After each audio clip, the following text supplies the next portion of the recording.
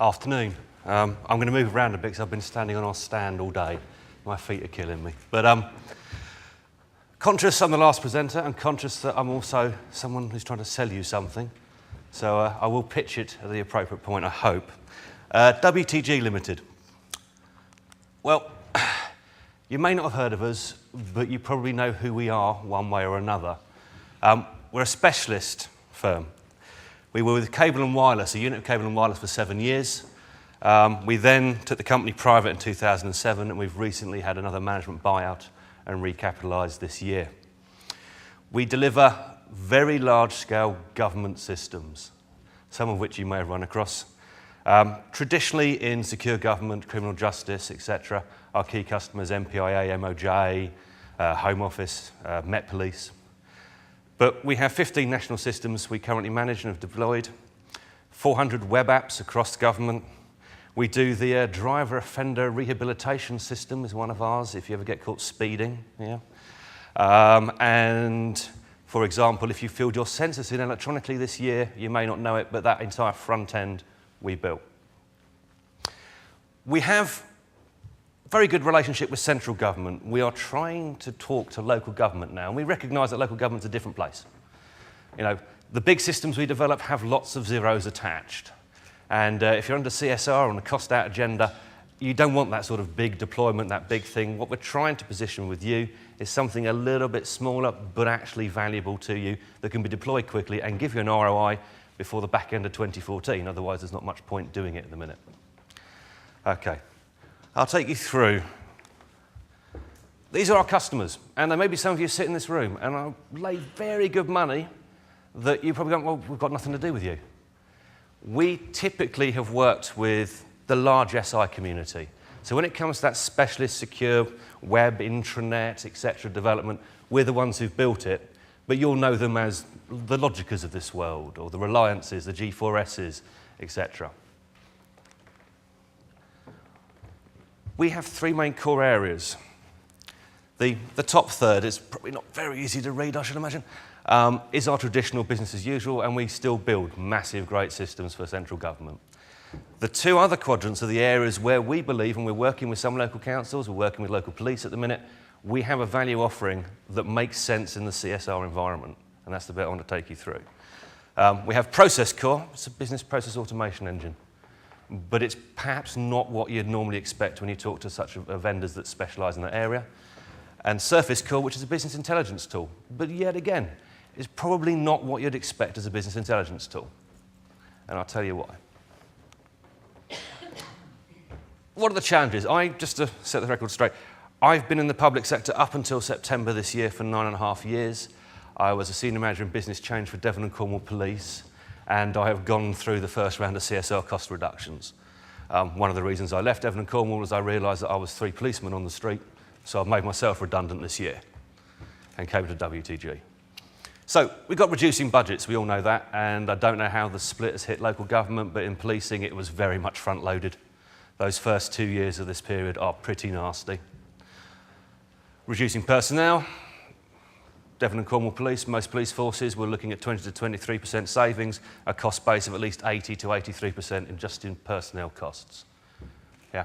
So you're not going to do anything without reducing the personnel count. It's just simply the way things are. And of course, you then lose the resources that you actually need to do the transformation you're looking for. Internal problems, and I'm sure these are recognisable to everyone in the room. There's still a lot of paper-based stuff out there. There's a lot of electronic, but there's still a lot of paper-based stuff. The classic application silos, all those issues about getting the data where you need it. And the classic. We're data rich, public sector is data rich. It's a known fact. Information poor would be perhaps the way I'd position that at a lot of the times. And you need to transform. You've got 4 years to do it, less than 4 years now, 3 and a bit years. While maintaining service delivery and while actually dealing with an ever more demanding citizen who's wanting more and more from you with less and less for you to actually provide that. And this is where we think we can come in. So that's the internal challenges, and I think there's probably everyone in this room must be facing a large chunk of those. There's also the fact that public sector now, very rarely is the service you're delivering just purely yourself. It's effectively partnerships, and certainly with the background I come from, We were working up to the police, they work with local councils, we've got yachts, we've got YITs, we've got social services, we've got the whole raft. And a service to the citizen usually comprises a number of stakeholders. And so we've got the challenge of that as well. And the challenge is, quite simply, ideally, we'd all like to shrink and just get a little bit smaller but maintain everything. But the priorities are different, the legislative requirements are different across the piece. And so the risk is, and I've had some experience of this so far, is actually we shrink that way. And then we end up with big gaps in some of the services if we're not careful. And of course, those big gaps can be, well, an extra cost burden to resolve or a little bit of negative publicity. If it's in safeguarding agenda areas, that's your baby peas, that's the nightmare scenario, okay? So how are we addressing this? We have a thing called process core, and I'm not going to go into all the great technical detail because it's what it is, but effectively, we've built a generic process platform on which we can sit just standard services, standard processes, and they can be citizen-focused, they can be just internal to your own organisation, and more importantly, to deal with the previous slide, they can facilitate processes across multiple agencies, and this is based in the cloud, folks. This sits on GSI, CJX, all those wonderful government networks, and we can just pipe it in. Standard portal services layer, the usual sort of thing, payment engine for citizen services. And we have a CRM, business process, what you'd expect to see, database layer. But more importantly, a lot of end-to-end processes, the last thing you need from a pure cloud is brought in on a browser. So what about my back-end integration? What's the point of having an end-to-end process if I've still got to rekey data or I've still got data then there? We've designed and had accredited an integration engine that we can give to you and put in your data center so that all the back-end integration can be dealt with, but it's on your site or your hosting partner's site. And you've got full control of it and full audit of it, which obviously for our police customers is fairly critical. So that's what process core, fairly simple. Why is it, do we think, good value? This is one process that we've worked with a number of forces to spec up, design, and implement. Firearms licensing. It's a middle office process, and that's where we see, if you're going to deal with the challenges we face, it's the middle office that may take a bit of a hammering on this one. Because let's be honest, frontline services, politically difficult to cut.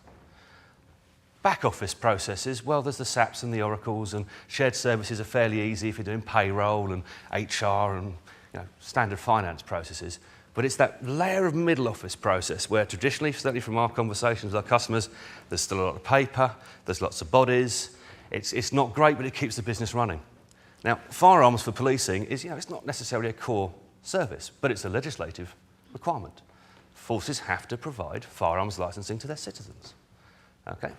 And it's a wonderful process. There are actually 13 different processes just to apply for firearms or renew it or change your address or this sort of stuff. And at the minute, it's paper. It's all paper. So this is the system we've worked with the forces to develop. Rather than paper, and there is a slight bit of paper comes back in, unfortunately, at the minute, electronic, let's type the application in, let's get it done electronically to start with. Now, just to put that into perspective, 20% of the applications that come in are wrong and have to go back out, and there's phone calls and there's passing forms backwards and forwards to get them right. And we can take a payment. Yeah, that's prescribed in law, £40 for renewal, £50 for an application. And 20% of the checks that come in are actually wrong. They've got the wrong amount on it. So it's back to the citizen. And there's a huge raft of people sitting in police forces today whose sole job is to go backwards and forwards with pieces of paper and checks to get it sorted. Okay? Not great. They then have to go into, and we better check, right, let's check the PNC. They've been naughty. No, they haven't. Actually, better just check our intelligence system, make sure we don't think they're being naughty. And actually, well, let's just check child protection and domestic violence, because I don't really want to give a shotgun to someone like that. And let's check this system as well, and this system. And type into that one, check it, no, fill that form out. Type in this one, check it, fill that form out. And we just basically use our integration engine, do a search across the piece, present it on one screen, there you go, that's everything you want to know, and let them make the decisions about the risk case.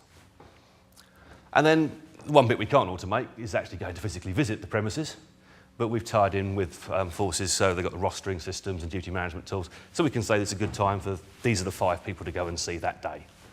Okay. And if they fail, it goes back and the money is refunded. Fairly simple process, really, just one middle office process in one sector of the public sector.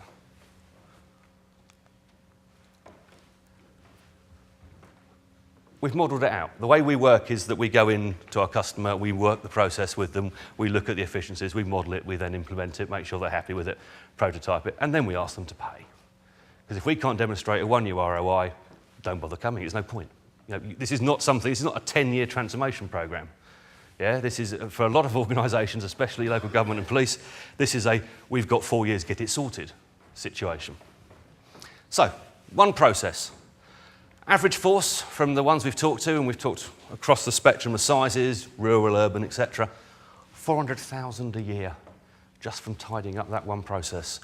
Scale that out, that 16 million can be saved across policing UK, or England and Wales, actually, to be fair.